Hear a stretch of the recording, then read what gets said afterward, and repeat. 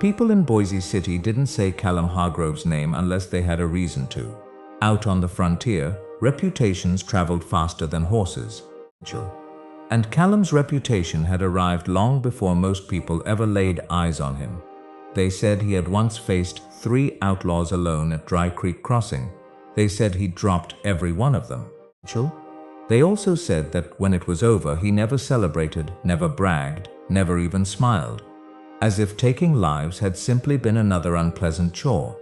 Maybe that's why people kept their distance. Or maybe it was because of the way he looked.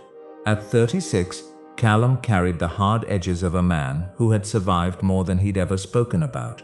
His jaw was rough and weathered like old timber. His eyes were the color of a storm gathering over distant mountains. And there was a stillness about him that made strangers uneasy. He lived alone on a stretch of rugged land east of Boise City, where the Boise River carved through red rock canyons like scars across the earth. His world wasn't much. A one-room cabin, a patch of stubborn vegetables, a small stable, 2 horses, and enough peace to keep loneliness from swallowing him whole. 8 years earlier, he had arrived in Idaho Territory with a broken horse, $40, and a past he refused to discuss. Since then, he'd built himself a life from whatever scraps fate had left behind. Not a good life, not a bad one. Just enough to survive. Enough to wake up each morning with a reason to keep going. He had long ago stopped expecting anything more. Which was why, on a cold Tuesday afternoon in late October, the sight of someone walking up his dirt road immediately felt wrong. He straightened from the fence post he'd been repairing. There were no wagon tracks, no horse, just a lone figure making her way toward the cabin beneath an overcast sky. A young woman. She clutched a wool shawl tightly around her shoulders as the autumn wind pushed against her. Every step looked deliberate, exhausted, as though she had no strength left to waste. Callum watched in silence. Something about her seemed familiar, then recognition settled heavily in his chest. Clara Dutton, Edmund Dutton's daughter. 7 years ago, Edmund Dutton had saved Callum's life. A Paiute ambush. An arrow buried deep in his shoulder. A storm rolling overhead. Most men would have left him behind. Edmund hadn't. He'd carried him nearly 8 miles through dangerous territory, sat beside him through fever, kept him alive, and never once asked for anything in return. 3 weeks ago, Edmund Dutton had been buried beneath Idaho soil. Callum had stood at the graveside saying nothing. Words had never come easily to him, especially not the ones grief demanded. Now Edmund's daughter stood on his porch. Up close, she looked younger than Callum remembered. Maybe 24, brown hair pinned back, without care for appearances. Eyes swollen from tears that had finally run dry, and a kind of quiet determination that seemed far too heavy for someone her age. Her boots were worn thin, one sole nearly detached. Pressed tightly against her chest was a folded piece of paper. Callum stopped several feet away, neither spoke. The wind stirred golden aspen leaves across the yard. A raven called somewhere high along the canyon ridge. Finally, Clara swallowed hard. She lowered her eyes to the porch floor. Then, in a voice barely louder than the breeze, she said, "My father told me to come find you." Callum waited. Clara gripped the paper tighter. He said. She hesitated. "He said you needed a wife." Silence. Even the wind seemed to pause. Callum looked at her. A grieving daughter. Alone, proud enough to hate asking for help. Desperate enough to ask anyway. Most people would have laughed. Some would have shut the door. Others might have pitied her. Callum simply asked, "You?" Clara's head snapped upward. Shock hadn't expected that answer. Not even close. She'd prepared herself for rejection, for embarrassment, maybe even anger, but not curiosity. Not possibility. "You don't understand," she said quickly. "I don't have anything." Her voice trembled, though she fought to steady it. "My father's debts took the house. I owe 3 months' rent at the boarding house. They'll throw my belongings into the street by Friday." Her chin lifted stubbornly. I'm not asking for charity. Then she extended the folded letter. Rachel, my father wrote this before he died. Callum took it carefully. The handwriting was unmistakable. Tight, precise, deliberate. He unfolded the page and read Callum. Rachel, my Clara is too proud to ask for help and too good to need it. But difficult times have made liars of better people. I have told her to come to you. I know exactly what I'm asking. Rachel, and I know exactly who you are. Please look after her. Edmund Dutton. For a long moment, Callum said nothing. His gaze drifted toward the canyon beyond the cabin. A hawk circled overhead. Frey. Rachel, unhurried. Finally, he folded the letter. Your father carried me through a storm with an arrow in my shoulder, he said quietly. He stayed awake 2 nights, making sure I didn't die. He never asked for payment. Rachel? Clara blinked. He never told me he wouldn't have. Callum looked at her. How long before they put you out? 4 days. Any family left? She shook her head. No. Another silence settled between them. Rachel? Then Callum stepped aside and opened the cabin door. Come. Clara stiffened immediately. I told you, I'm not asking for charity. I know. His voice remained calm. And I'm not offering charity. Rachel? She stared at him, unsure, afraid to hope. Callum glanced toward the darkening sky. The wind's getting colder, he said. You can argue with me after you've had something warm to drink. Rachel? For the first time since arriving, Clara's expression cracked ever so slightly. Not relief, not trust, but exhaustion, the kind that comes from carrying the weight of the world alone for far too long. Rachel? After a moment, she stepped inside. Neither of them knew it then, but that single step across the threshold would change both of their lives forever. The cabin was warmer than Clara expected. Rachel? Not because of the cast iron stove crackling in the corner, but because it felt lived in. Sybil honest. There were no decorations, no unnecessary comforts.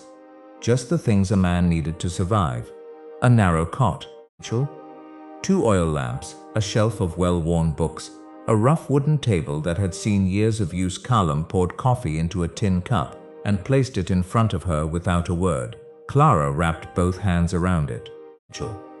The warmth seeped into fingers that had gone numb long before she'd arrived. For several moments, neither of them spoke. Outside, the October wind rattled the cabin shutters.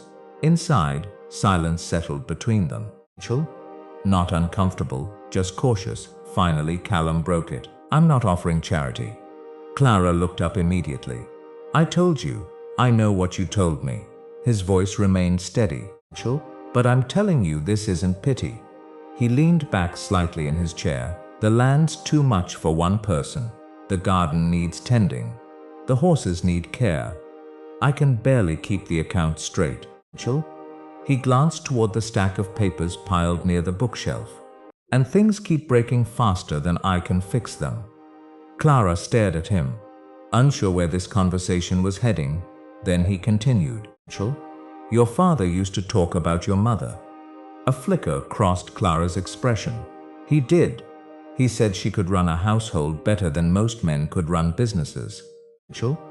The corner of Callum's mouth twitched ever so slightly. He also said you learned everything she knew. For the first time since she'd arrived, Clara almost smiled. He exaggerated. Rachel? He didn't strike me as the type. Then Clara drew in a breath. What exactly are you proposing? Callum rested both hands on the table. A legal arrangement. Clara blinked. A marriage. Rachel? The word hung heavily in the air. Nothing romantic, nothing dramatic, just practical. You'll have your own place here, Callum said. Your own standing. No one can throw you out. Rachel? You'll help with the household, the accounts, the things I can't manage alone. And that's all? His eyes met hers. It'll stay exactly that, unless someday we both decide otherwise. Rachel? Clara looked down at the coffee in her hands. Marriage. She'd imagined it once, back when life still felt predictable. She'd imagined love, laughter, children, a home built from affection instead of necessity. Rachel? Not this. Not sitting across from a quiet stranger because poverty had cornered her. Outside, wind scraped branches against the cabin roof. Finally, she whispered, "People will talk." Chill. Callum took another sip of coffee. People always talk. He set the cup down. Doesn't change the weather. Doesn't change the harvest. It doesn't change what's right in front of us. She looked at him then. Chill. Really looked at him. At the man everyone feared, the man who spoke little, the man who had every reason to turn her away, yet hadn't. "Why?" she asked softly. "You barely know me." Chill. His answer came without hesitation. "I knew your father." Clara lowered her eyes. A lump formed in her throat. Because for the first time since Edmund Dutton died, Chill, someone had said his name with love instead of sympathy. The oil lamp flickered. Minutes passed, then. "When?" she asked. Callum glanced toward the window. Chill. "The circuit judge rides through Boise City every Thursday. This Thursday." Clara's heart stumbled. "So soon? You have 4 days." She looked into the coffee, then toward the door. Chill.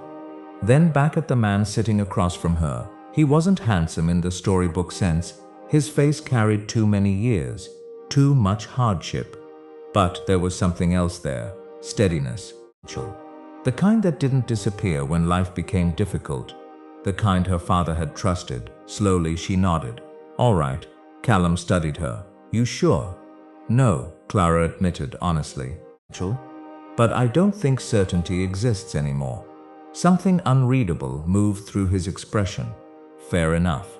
For the first time that evening, he stood and pulled another chair toward the stove.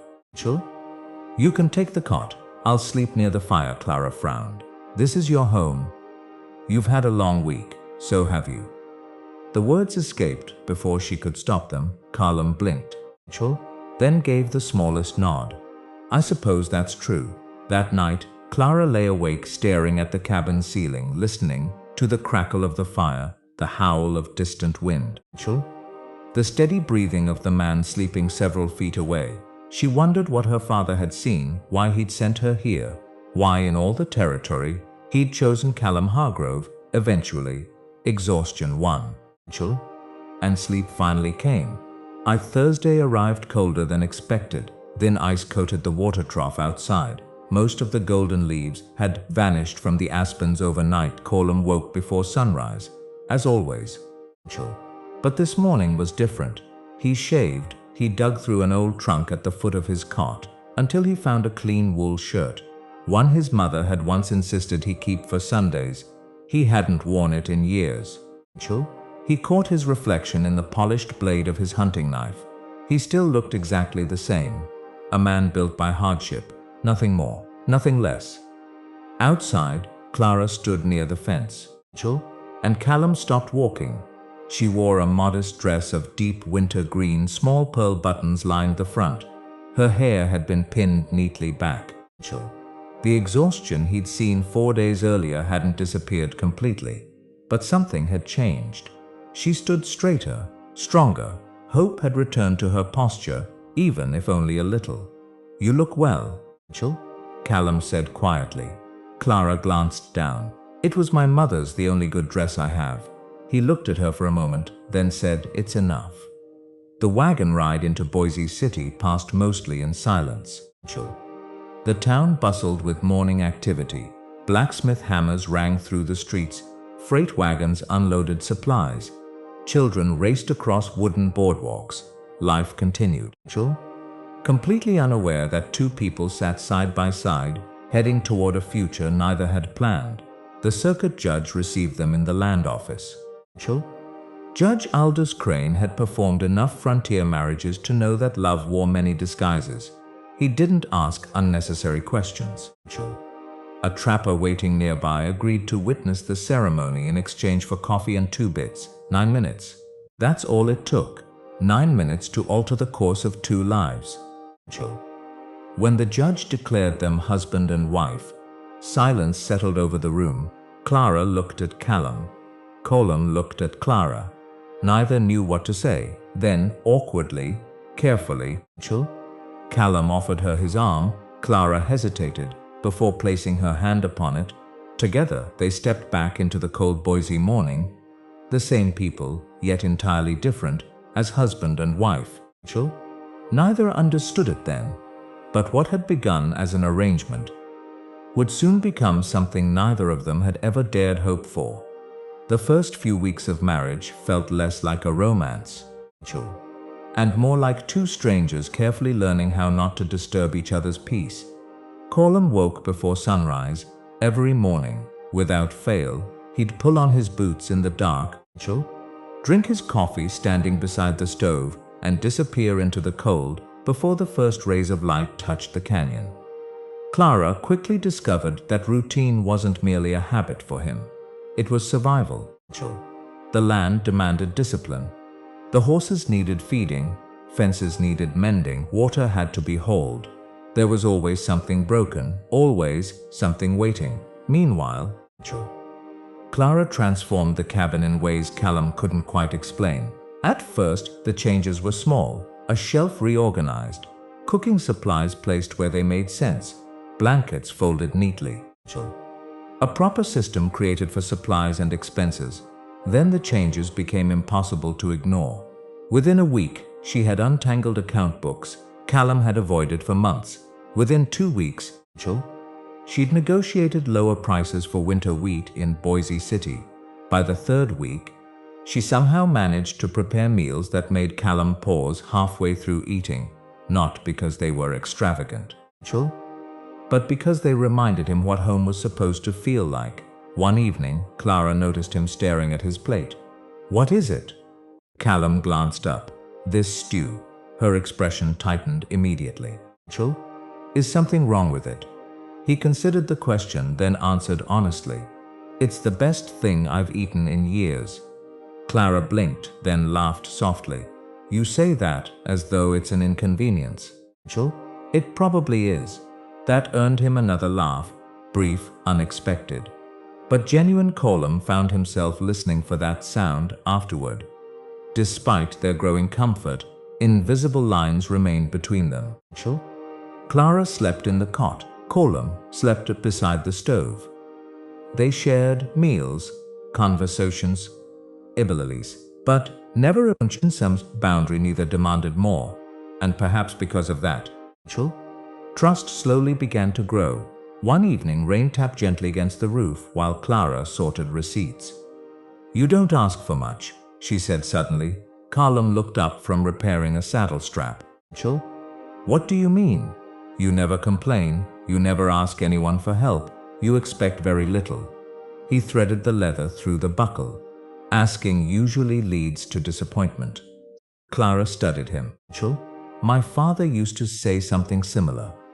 Callum waited. He said people who expect nothing from the world are often the ones who deserve the most kindness. Silence settled between them. The fire crackled. Finally, Callum spoke. "Your father was a smarter man than most. He'd be pleased to hear you admit it. He'd probably never let me forget it." This time, her laughter filled the cabin. Warm, bright, alive. Something shifted after that. The silences between them no longer felt awkward. They became familiar, comfortable, like two people sitting beside the same fire after a long journey. No explanations needed.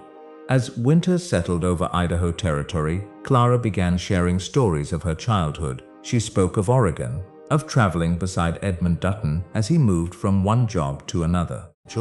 Trap lines, church repairs, delivery, whatever work allowed them to survive. "He taught me how to read contracts before I was 12. Callum raised an eyebrow. "Why?" He said, "People lie. But ink remembers." Callum nodded slowly. "That sound?" Clara asked. He looked toward the fire. "I came from Missouri. You never talk about it. There's not much to tell." "Once. And now?" Callum stared into the flames. "They're gone." Clara didn't ask how, didn't pry. Instead, she simply said, "I'm sorry." He looked at her. For years, people had responded to his grief with curiosity or pity. She offered neither, only understanding. He nodded once. "Thank you." By December, Boise City had begun talking. People always talked, especially in small towns. Some called their marriage practical, others strange. A few whispered that it wouldn't last until spring. Clara heard the rumors. Callum ignored them. Until one grey morning, trouble arrived at their doorstep. The sound of carriage wheels drew Clara to the window. A polished black buggy rolled into the yard. Expensive, elegant, completely out of place on the rugged canyon road. The woman who stepped down from it carried herself like someone accustomed to getting exactly what she wanted. Dorothea Hatch, widow, ranch owner, one of the wealthiest women in Boise Territory. Clara opened the door. Dorothea's eyes moved over her slowly, assessing, calculating. You must be the new wife. Her smile never reached her eyes. Clara held the door. I can help you with something? I certainly hope so. Dorothea removed her gloves. I came to speak with Mr. Hargrove. At that moment, Callum rounded the corner of the cabin carrying a bundle of firewood. The instant he saw Dorothea, his expression only slightly but enough. Mrs. Hatch, Mr. Hargrove. Her voice dripped with false sweetness. I heard congratulations were in order. Callum placed the firewood down. What do you want? Dorothea's smile widened, straight to business. I've always admired that about you. She glanced toward Clara. Though I must admit I was surprised. A lonely man. A desperate girl. What an efficient arrangement. Clara's jaw tightened. Callum's voice remained calm. If you've got something to say it. Dorothea folded her hands neatly. The creek running through your property. What about it? There appears to be a dispute regarding water rights. Callum's eyes narrowed. There's no dispute. Perhaps, perhaps not. She tilted her head. But legal matters can become expensive, especially for newlyweds. Clara recognized the threat immediately. Dorothea continued. You could avoid the trouble entirely. Sell the land to me. You and your bride could start over somewhere else. The silence that followed felt heavy. Then Clara stepped forward. Her voice remained polite, steady. Thank you for your concern, Mrs. Hatch. But we'll manage. Dorothea looked at her with renewed interest. Oh, she smiled again. You have spirit. Then her gaze shifted back to Callum. Pity spirit doesn't win legal battles. Callum met her stare. We're not selling. Dorothea's pleasant expression never faltered, but something colder flickered beneath it. She turned toward her buggy. At the step, she paused. Without looking back, she said, Stubborn people often mistake warnings for threats. Then she climbed inside. The buggy rolled away. Neither Clara nor Callum spoke until it disappeared beyond the ridge. Finally, Clara broke the silence. Who exactly was that?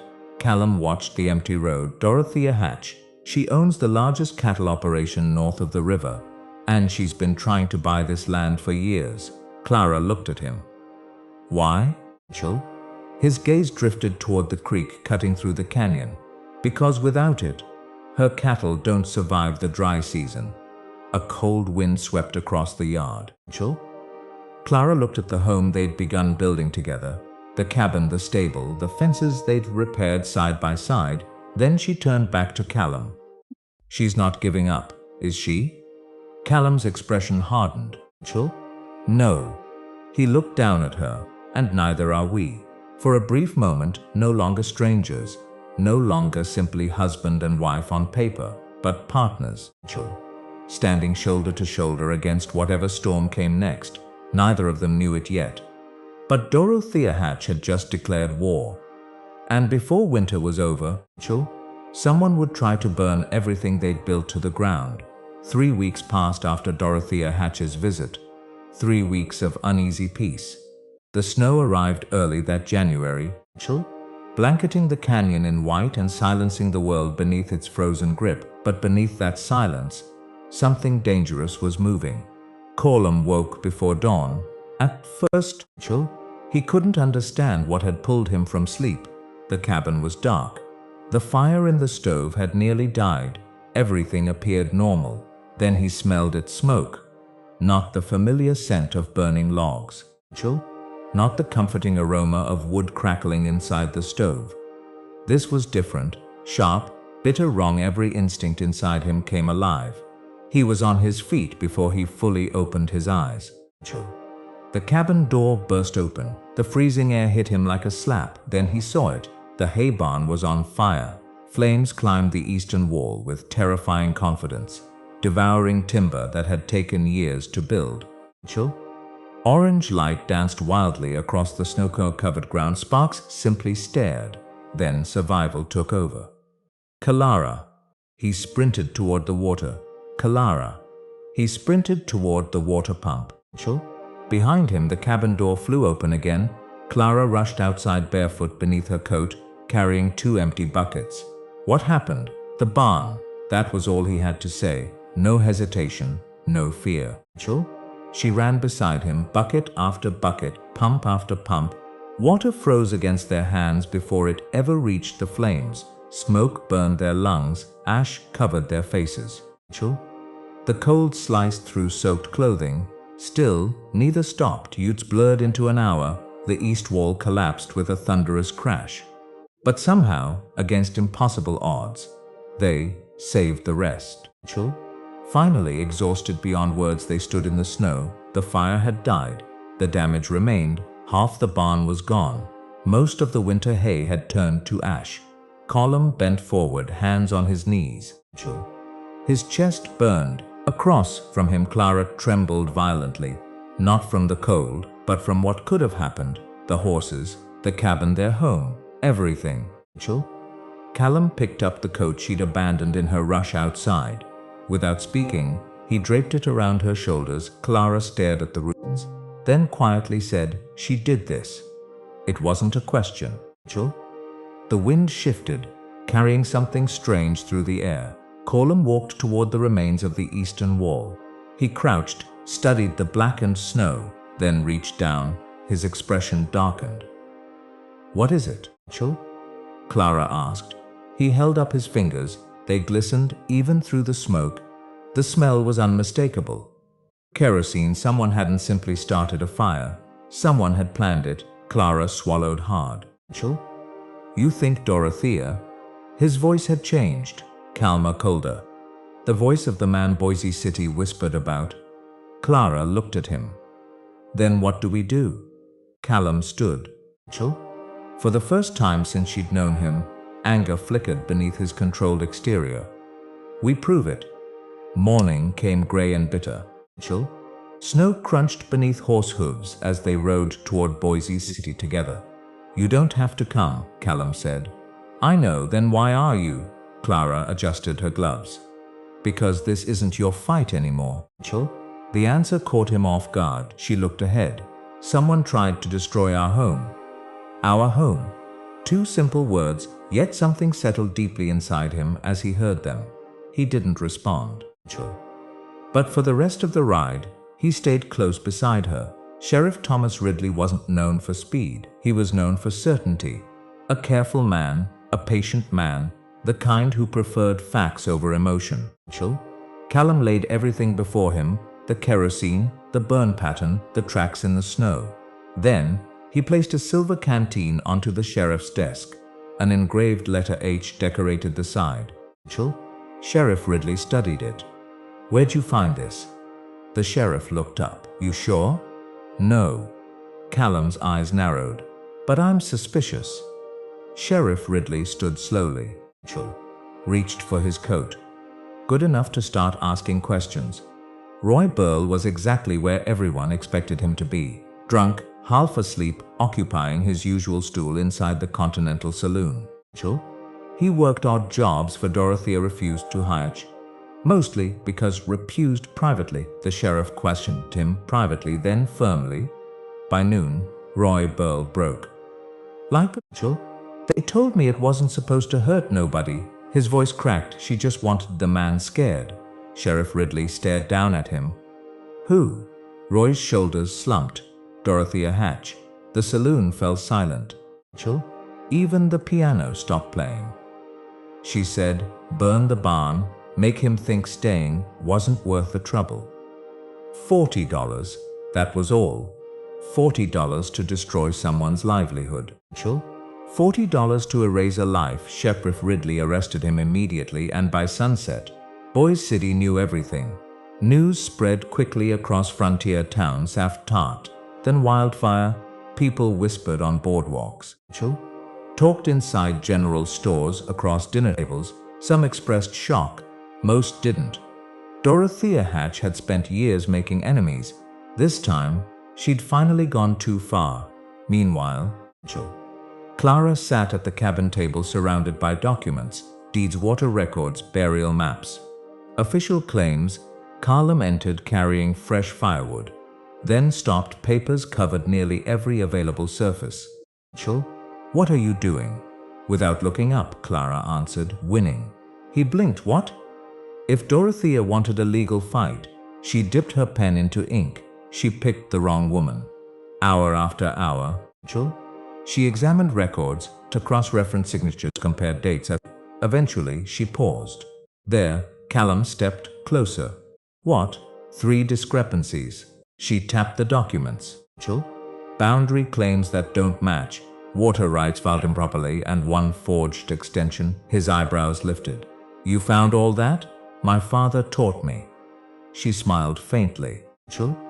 He said women who understand contracts are harder to cheat. Callum looked down at the papers, then back at her. He remembered Edmund Dutton carrying him through rain and blood, refusing to abandon him. He looked at Clara, at her intelligence, her strength, her stubborn courage, and quietly said, Your father did a remarkable job. Clara's eyes softened. He really did. Silence settled around them, not empty. Comfortable. Then she glanced up. You know what? He once told me you were a man who needed a wife. Callum almost smiled. Was he right? Clara studied him for several seconds, then shook her head gently. No, he frowned slightly. I think he sent me here because he knew 2 lonely people needed a home. Outside, snow drifted softly across the canyon. Inside, the cabin felt warmer than ever before. Callum looked at her, really looked at her, not as an obligation, not as an arrangement, not as Edmund Dutton's daughter, but as Clara, the woman who had carried buckets through smoke, who fought beside him, who refused to run, who had quietly become the heart of everything he'd built. Neither of them said another word, because sometimes the most important truths don't arrive all at once. Sometimes they grow slowly, like trust, like hope, like love, and by the time you recognize them, they've already changed your life forever. Spring arrived late in Idaho territory, but when it finally came, it came all at once. The Boise River ran wild with snowmelt. The red canyon walls softened beneath the afternoon sun. Tiny green shoots pushed through thawing earth, stubbornly reaching for life after months of winter. And somehow, so did Callum Hargrove, Dorothea Hatch, before the first week of March ended.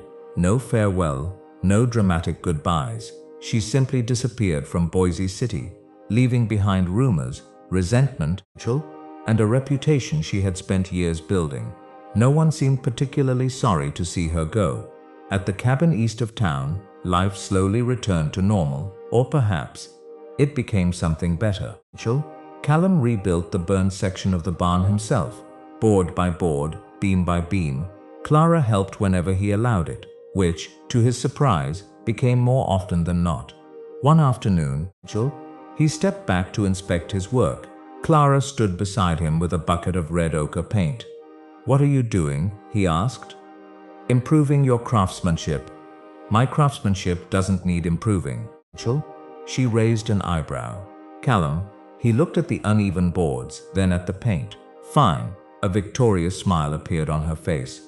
I knew you'd see reason. He never admitted it aloud. But when the barn was finished, he thought it looked better than before. Much better. What changed between them wasn't dramatic. There were no grand gestures, no sweeping declarations beneath moonlit skies. It happened quietly, the way real love often does. One morning, Clara brought him coffee while he repaired a fence. They stood side by side watching the sunrise spill gold across the canyon. Neither of them spoke. Neither needed to. Callum realized then. He hadn't shared comfortable silence with another person in nearly a decade. Another evening, Clara picked one of the books from his shelf. She sat near the stove and read aloud while he sharpened tools. She lowered the book. "This author says loyalty is a feeling." Callum glanced up. "And I think loyalty is a choice." He considered that. "I think feelings change, and choices don't. They can." He looked toward the fire, but the important ones shouldn't. Clara studied him carefully. "You've thought about this before." "I've had time." She smiled. "I think loyalty is choosing someone every day, especially on the difficult days." Callum didn't answer immediately. Then he said quietly, "I think your definition's better." The smile she gave him in return stayed with him long after the conversation ended. The people of Boise City noticed the changes. The man who once avoided conversation now lingered outside the general store. The woman who had arrived broken and desperate organized gatherings that brought neighbors together. Their garden flourished. And when drought threatened nearby families during August, Clara convinced Callum to share their harvest. He grumbled about it, complained about losing half the potatoes, argued that they couldn't feed the entire territory. Then personally delivered vegetables to 3 households before sunset. "You know, people think you're intimidating," Clara said one evening. "They're wrong, they're observant." She laughed. "No." She leaned against the porch railing. "They just don't know you." Callum looked out across the canyon. "I don't know that there's much to know." Clara turned toward him. "There is. You stayed when you didn't have to. You help without expecting praise. You carry burdens quietly because you think it's your responsibility. You love fiercely." His eyes shifted toward her. "I never said that. You didn't have to." For once, Callum had no reply.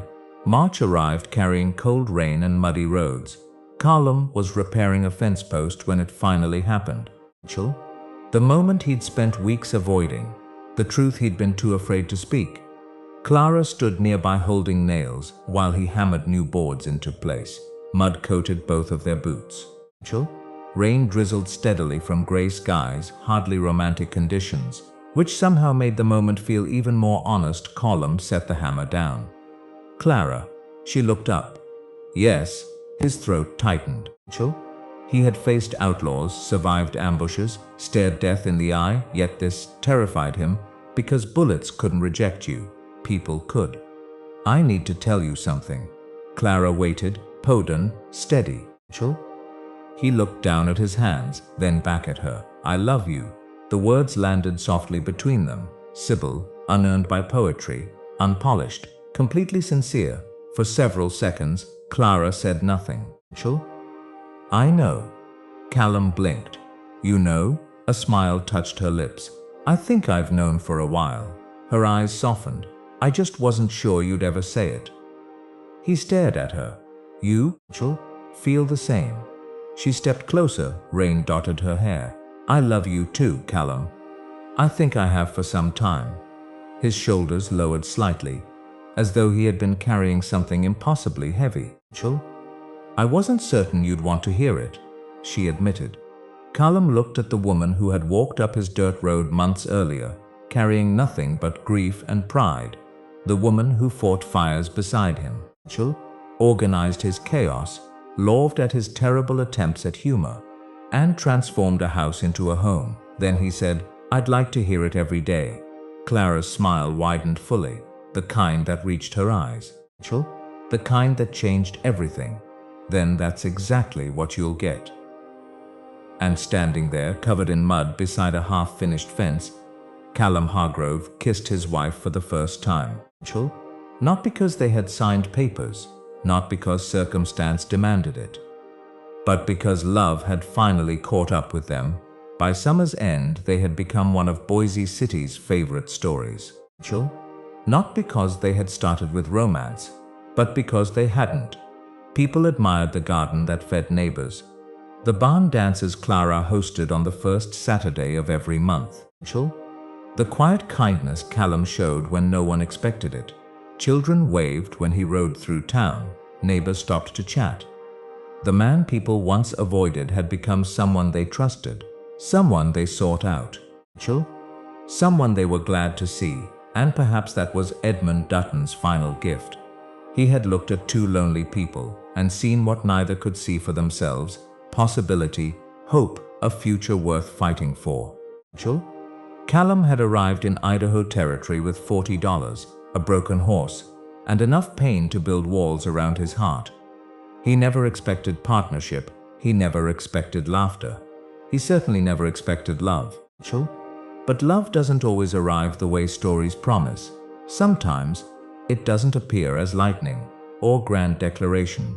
Sometimes it arrives quietly, wearing worn-out boots, carrying a folded letter, knocking on your door on an ordinary Tuesday afternoon, and asking for help. If this story teaches us anything, it's this: the strongest relationships aren't built by perfect people.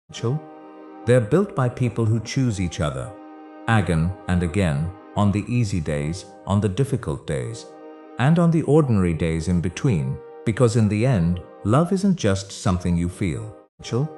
It's someone you decide to stay for. And Callum Hargrove, the man who once believed he was meant to walk through life alone, finally understood something he'd spent years trying to outrun.